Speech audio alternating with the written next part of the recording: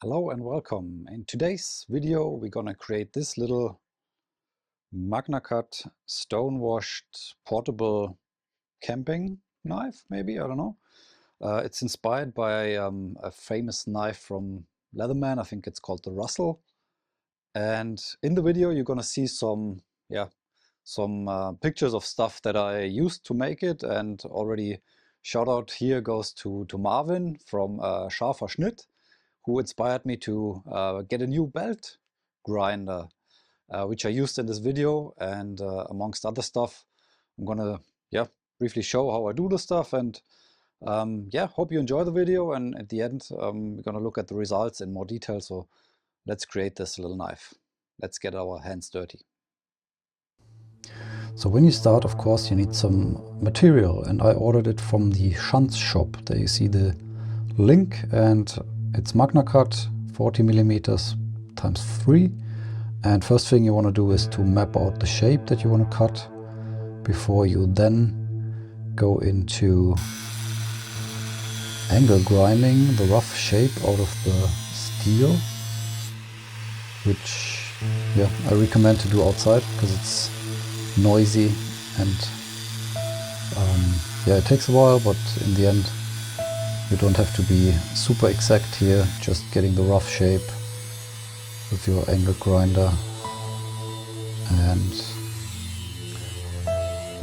no big things to consider here, as the steel is not hardened yet. You can't really damage it, so just make small cuts and make sure you don't hit over the lines, and in the end it should turn out something like this, very rough cut. And then you can take this onto your belt grinder. And initially, as you see, I had this little bad boy. I bought it on Amazon some time ago, and it was not cheap, but after blowing the fuse 3 times, the support didn't send me a new one.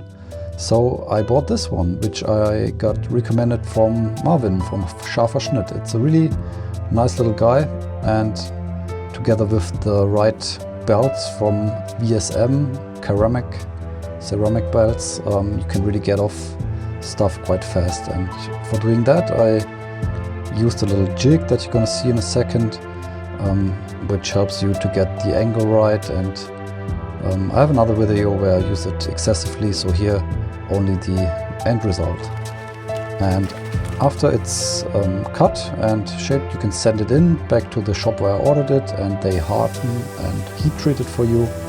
All you have to do then is to get rid of the outer layer again to make it look nice and even again.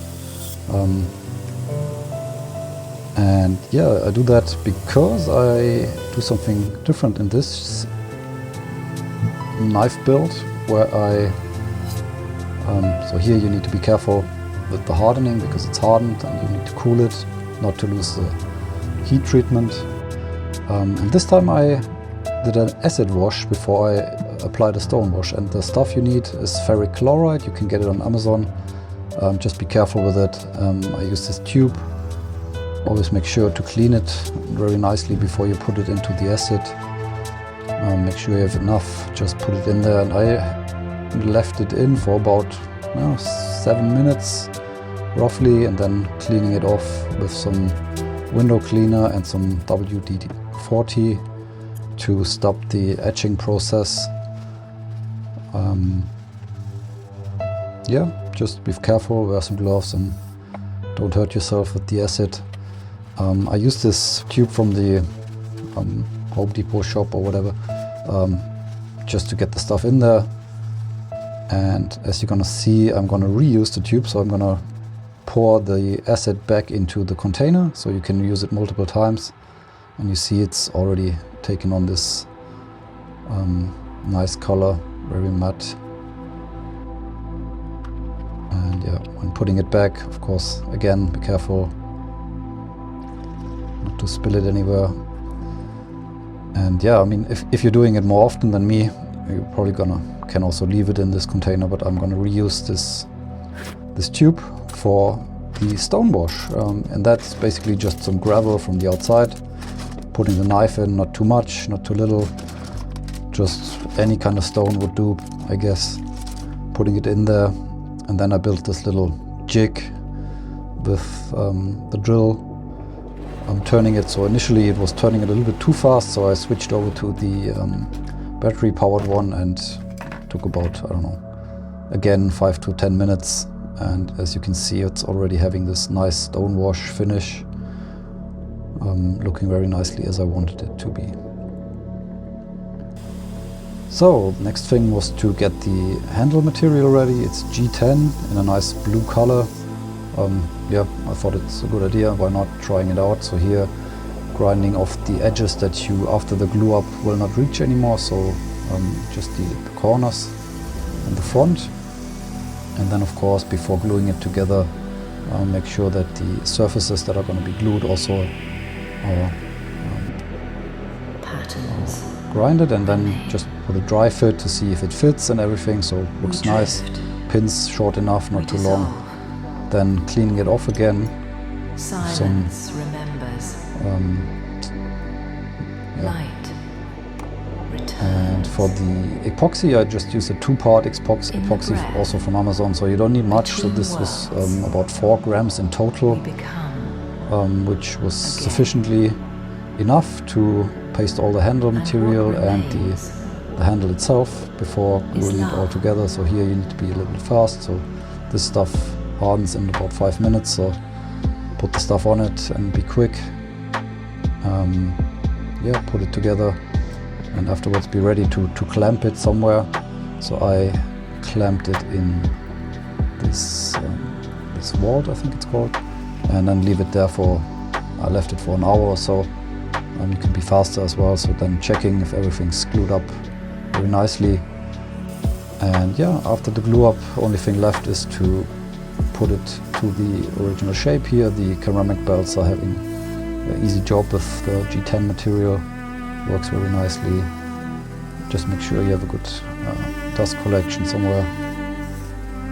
And yeah, once that's done, you can think of how you want to shape the handle. So basically I left it as they are already quite thin. I left them more or less in the shape that they came with, so didn't thin them out too much.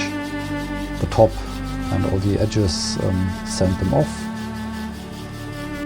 And then wrestling a little bit with the tape and getting all the tape off, you can already see the result. And as mentioned, getting hands dirty, so that's what you can do here. So it's quite a lot of fun to work with your hands, I think, and to get something as nice as this. So only thing left here is then to put an edge on it so that you can actually cut with it.